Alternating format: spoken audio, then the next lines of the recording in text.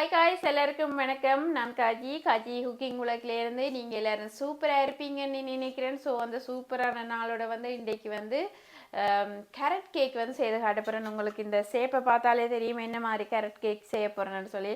அதாவது ஹார்ட் ஷேப்பில் உள்ள கேரட் கேக் தான் செய்ய போகிறேன்.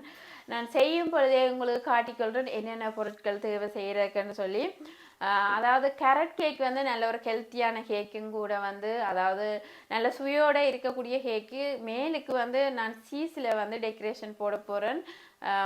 நல்ல ஒரு சுவையாக இருக்கும். அதே நேரம் நட்ஸ் எல்லாம் போட்டு அந்த கேக் ஒரு ரொமான்டிக்கான கேக் தான் செய்ய போகிறேன். அதாவது உங்களுக்கே தெரியும் February 14 அதாவது வேலண்டைன்ஸ் டே வருது. ஸோ அதுக்கு நிறைய பேர் நிறைய விதமாக கிஃப்ட்டுகளை பரிமாறிக்கொள்ளிவினம். ஸோ அதாவது பாய் ஃப்ரெண்ட் கேர்ள் ஃப்ரெண்ட் ஒரு மாதிரியும் ஹஸ்பண்ட் ஒய்ஃப் ஒரு மாதிரியும் ஒவ்வொரு விதத்தில் ஒவ்வொரு தரம் கிஃப்ட்டுகளை பரிமாறிக்கொள்ளிவினம். ஸோ நீங்கள் பரிமாறிக்கொள்ளும் பொழுது வீட்லேயே இப்படியான கேக்கு செய்து சாப்பிட்டீங்கன்னு சொன்னால் அந்த நாள் சூப்பராக இருக்கும்ன்றதுக்காகவும், அதே நேரம் பார்த்தீங்கன்னு சொன்னால் சில பேர் கேட்டிருந்தவ அரேஞ்ச் மேரேஜ் பண்ணினவ வேலண்டைன்ஸ் டேயை கொண்டாடலாம். கண்டிப்பாக அவைக்குள்ளே ஆஃப்டர் மேரேஜுக்கு பிறகு ஒரு லவ் உள்ளுக்கே இருக்கும். ஸோ யாருக்கெல்லாம் லவ் இருக்கோ அவையெல்லாம் கொண்டாடலாம். ஸோ அந்த நாளுக்கு ரொமான்டிக்கான ஒரு கேக்கை நான் உங்களுக்கு செய்து காட்ட போகிறேன். எப்படி ஈஸியாக வீட்டில் அந்த கேக்கை செய்யலாம்னு சொல்லி. அதுக்கு மேலே என்ன சேனலில் யாராவது புதுசாக பார்க்குற நீங்களா இருந்தால் வெல் பண்ண டிங் என்று ப்ரெஸ் பண்ணி சப்ஸ்கிரைப் பண்ணி கொடுத்துக்கொள்ளுங்க. அதே மாதிரி ஃப்ரெண்ட்ஸுக்கு ஷேர் பண்ணுங்க. ஏன்னு சொன்னால் அவையும் இப்படியான ரெசிபியை செய்து பார்த்து அந்த நாளை என்ஜாய் பண்ணிக்கொள்றதுக்காக. ஸோ மறந்து வாங்க லைக் பண்ணி கமெண்ட் பண்ணிக்கொள்ளுங்க. எப்படி இருக்குது இந்த கேக்கு, எப்படி இருந்துச்சு, நீங்களும் செய்து பார்த்தீங்களான்னு சொல்லி மறந்து வாங்க கமெண்ட் பண்ணிக்கொள்ளுங்க. இப்போ காணொலிக்கு போய் பார்த்துக்கொள்ளும் எப்படி இந்த கேக் இருக்க போதுன்ட்டு. இப்போ கேரமல் சோஸ் காய்ச்சி போகிறேன். ஸோ அதுக்கு 50 கிராம் நான் ப்ரௌன் சுகர் போட்டுக்கொள்கிறேன். அதாவது பவுடராக இருக்கின்ற ப்ரௌன் சுகரை போட்டு அதாவது ஹீட் ஒன் பண்ணி இருக்கிற அந்த பேனுக்கு இப்படி மிக்ஸ் பண்ணி இப்படி ஒரு கேரமல், அதாவது தண்ணி எதுவும் விடாமல் இப்படி மிக்ஸ் பண்ணி இருக்கிறேன். நான் இப்போ இனித்தான் தண்ணி விட போகிறேன். அதை காய்ச்சி அதாவது கொஞ்சம் கலர் சேஞ்ச் ஆகி வரும் வரைக்கும் தண்ணி விடாமல் பிறகு 50 மில்லி தண்ணி விட்டு திருப்பியும் அதை காய்ச்சி எடுத்துக்கொள்ள போகிறேன். ஸோ பார்த்தீங்கன்னு சொன்னால் இப்போ நல்லா பொங்கி அந்த கேரமல் வருது. ஸோ இப்போ அடுப்பை டர்ன் ஆஃப் பண்ணிவிட்டு இப்போ பார்த்தீங்கன்னு சொன்னால் கேரமல் சோஸ் இப்படி இருக்குது. ஸோ இந்த கேரட் கேக்குக்கு இப்படி கேரமல் சோஸ் விட்டிங்கன்னு சொன்னால் சூப்பரான சுவையில் இருக்கும். ஸோ இப்போ இதை ஒரு கரையில் வச்சுக்கொள்வோம். இப்போ இதுக்குள்ளே இதில் ஒரு போல் வச்சுருக்கிறேன். இதில் ப்ரௌன் சுகர் 200 கிராம் போட்டுக்கொள்கிறேன். ஸோ நான் பவுடர் சுகர் தான் போட்டுக்கொள்கிறேன், ஈஸியாக இருக்குமென்றதால. இப்போ கீ விட்டுக்கொள்கிறேன். ஸோ இப்போ கீ விட்டுருக்குறேன், அதாவது நெய் 200 மில்லி விட்டுருக்குறேன். நீங்கள் இல்லைன்னு சொன்னால் பட்டர் பொடி போட்டுக்கொள்ளலாம்.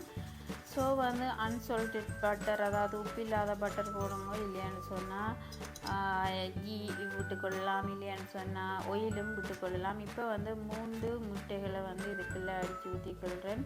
அதாவது பட்டரை கீயையும் சுகரையும் 10 தடவை அடிச்சுட்டு பிறகு நான் முட்டை 3ஐயும் உடைச்சதுக்குள்ளே போட்டுக்கொள்கிறேன் இந்த போலுக்கு. இப்போ இந்த முட்டையும் போட்டு நன்றாகவே விட் பண்ணிக்கொள்கிறேன். நான் கேக் அடிக்கிற மிக்சர் எதுவும் பாவிக்கல. ஸோ இந்த கேன் பீட்டரால் தான் அடிச்சுக்கொள்கிறேன். ஸோ இதாலே அடித்தாலும் கேக் சூப்பராக தான் வரும். ஸோ அதனால் இந்த பீட்டராலே அடிச்சுக்கொள்கிறேன். இப்போ அதாவது வெனிலா விடுறேன். வெனிலா 1 டீஸ்பூன் விட்டுக்கொள்கிறேன். முட்டையோட வெனிலா விடைக்கு அந்த மணங்கள் எல்லாம் போயிடும். அதனால் நான் இப்போவே வெனிலாவை விட்டுக்கொள்கிறேன். கடைசியாக தான் பொதுவாக விட்டுக்கொள்கிறேன். நான் இப்போவே அந்த வெனிலாவையும் போட்டு அடிச்சுக்கொள்கிறேன். ஸோ இப்போ இதில் செல்ஃப் ரேசிங் ஃப்ளவர் 200 கிராம் போடுறேன். ஸோ அதை அரிச்சிட்டு போட்டுக்கொள்ளுங்க. அதோடு பார்த்தீங்கன்னு சொன்னால் 1/4 டீஸ்பூன் அதாவது பேக்கிங் பவுடர், கார்பனேட் சோடா அதாவது சோடான்னு சொல்லுவேன் நாங்கள், பேக்கிங் சோடா. ஸோ அது 1/4 டீஸ்பூன் 10 போட்டுக்கொள்கிறேன். ஆல்ரெடி அந்த செல்ஃப் ரேசிங் ஃப்ளவர், அதாவது பேக்கிங் சோடா கலக்கப்பட்ட மாத்தான் நான் போட்டுக்கொள்கிறேன். ஸோ அதோட இதையும் போட்டுக்கொள்கிறேன். இப்போ ஒரு பிஞ்ச் அளவில் உப்பு போட்டுக்கொள்கிறேன்.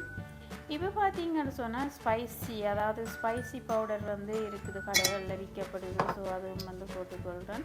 ஒரு டேபிள் ஸ்பூன் உங்களோட அளவுக்கு ஏற்ற மாதிரி போட்டுக்கொள்ளுங்க. நான் எல்லாம் ஒரு டீஸ்பூன் போட்டுக்கொள்கிறேன். இப்போ வந்து கருவா பவுடர் போட்டிருக்கிறேன். இப்போ ட்ரை ஜிஞ்சர், அதாவது இஞ்சி பவுடர் போட்டிருக்கிறேன். எல்லாத்தையும் போட்டு வடிவாக மிக்ஸ் பண்ணிக்கொள்ளுங்க. நீங்கள் காடமன் பவுடர், அதாவது ஏலக்காய் பவுடரும் போட்டுக்கொள்ளலாம். நான் போடல, ஆனால் அது வந்து அட் பண்ணிக்கொள்ளலாம் இதுக்குள்ளே. ஸோ வந்து எல்லாத்தையும் போட்டு பார்த்தீங்கன்னு சொன்னால் வடிவாக மிக்ஸ் பண்ணிக்கிட்டுருக்கிறேன். ஸோ மிக்ஸ் பண்ணிவிட்டு வந்து அடுத்ததாக வந்து என்ன செய்ய போகிறேன்னு சொல்லி பார்த்துக்கொள்வோம்.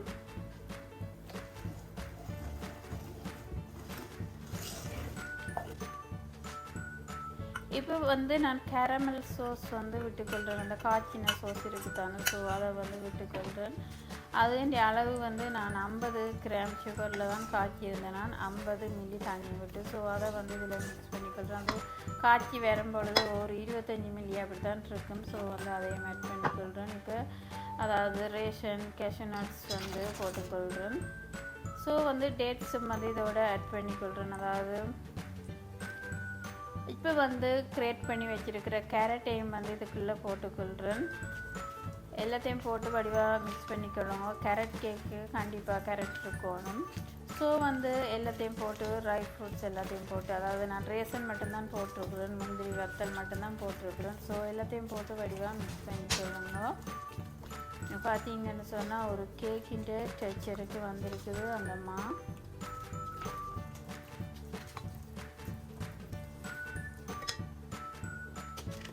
இப்போ பார்த்தீங்கன்னு சொன்னால் ஹார்ட் ஷேப்பில் உள்ள பேக்கிங் ட்ரே எடுத்து வச்சுருக்கிறேன். இது இந்த சைஸ் வந்து நான் மறந்துட்டேன், என்ன சைஸ்ன்னு சொல்லி எனக்கு மேலே தெரியல. ஸோ வந்து இந்த பேக்கிங் ட்ரேயில் வந்து பட்டரை வந்து எல்லா இடமும் வடிவாக வந்து ஸ்ப்ரெட் பண்ணிக்கொள்கிறேன். பட்டரை ஸ்ப்ரெட் பண்ணிவிட்டு அதுக்கு பிறகு பேக்கிங் பேப்பர் போட்டுக்கொள்கிறேன். அப்போ தான் ஒட்டி பிடிக்குமென்றதுக்காக. நீங்கள் பேக்கிங் பேப்பர் இல்லாமலும் வந்து அதுக்கு மேலே லைட்டாக மாப் போட்டுட்டு வந்து அதை தட்டி விட்டு வந்து இந்த அதாவது கேக்கை வந்து பேக் பண்ணிக்கொள்ளலாம். இப்போ வந்து இந்த பேக் பண்ணக்கூடிய மாவை வந்து இதுக்குள்ளே போட்டுருக்குறேன் ரேக்கை. ஸோ இதை வந்து தட்டி விட்டு கொள்ளுங்க. இது வந்து 45 நிமிடங்கள் பேக் பண்ணி எடுக்க போகிறேன். அதாவது 180 செல்சியஸில் நீங்கள் ஓவன் வைக்கலாம். இல்லையான்னு சொன்னால் சில பேர் ஃபரனைட்டில் உள்ள ஓவன் பாவிப்பினம். அதன்னு சொன்னால் 356 ஃபரனைட் வந்து கேஸ் மார்க்குன்னு சொன்னால் நம்ம போவில் விடணும்.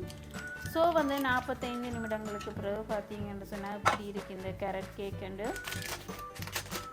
பார்க்கவே தெரியுது, சூப்பராக இருக்குது வந்து. இப்போ வந்து நான் 1 மணித்தியாலங்கள் ஆற விட்டுட்டு இதை வந்து உரித்து எடுத்துக்கொள்கிறேன்.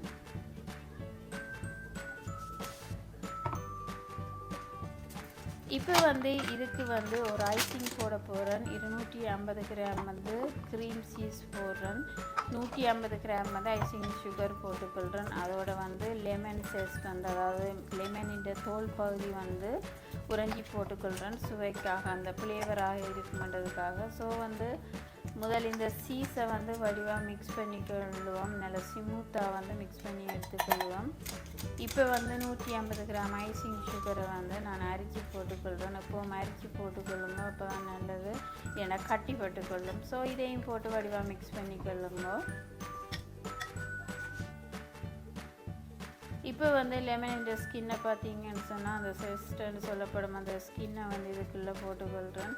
நல்ல ஒரு சுவையாக இருக்கும் அந்த ஐசிங் வந்து. ஸோ இதை போட்டு மேலுக்கு கேரட் கேக்குக்கு செய்யும்பொழுது சூப்பரான ஒரு சுவையில் இருக்கக்கூடிய அந்த கேரட் கேக் வந்து. ஸோ இப்போ வந்து இந்த லெமன் சேஸையும் போட்டு மிக்ஸ் பண்ணிக்கொள்ளுவோம். இப்போ வந்து நான் அதாவது ரெயிலையோ இல்லைன்னு சொன்னால் ஒரு கேக் தட்டிலையோ என்னத்திலையாச்சும் ஒன்றில் வச்சு வந்து இப்போ ஐசிங்கை வந்து போட்டுக்கொள்ள போகிறேன். ஸோ இப்போ வந்து இந்த சீஸ் ஐசிங்கை வந்து மேலுக்கு வந்து வடிவாக போட்டுக்கொள்கிறேன்.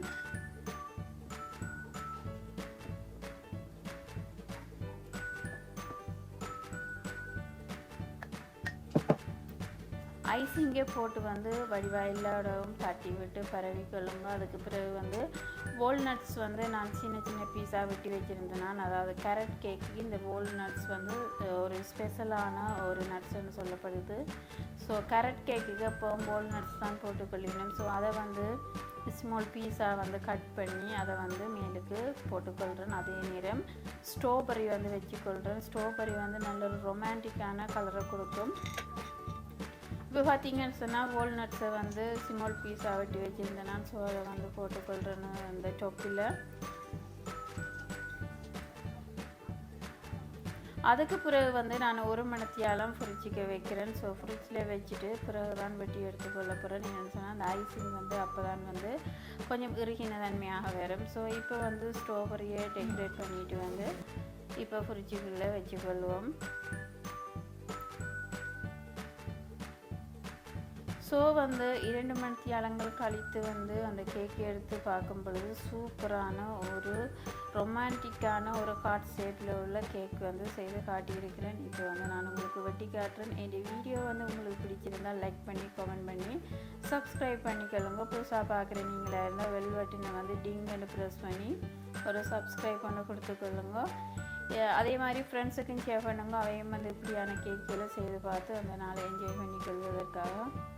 ஸோ இன்னும் ஒரு சூப்பர் டூப்பரான ரெசிபியோடு நான் உங்களை சந்திக்கிறேன். தேங்க்ஸ் ஃபார் வாட்சிங். பாய்.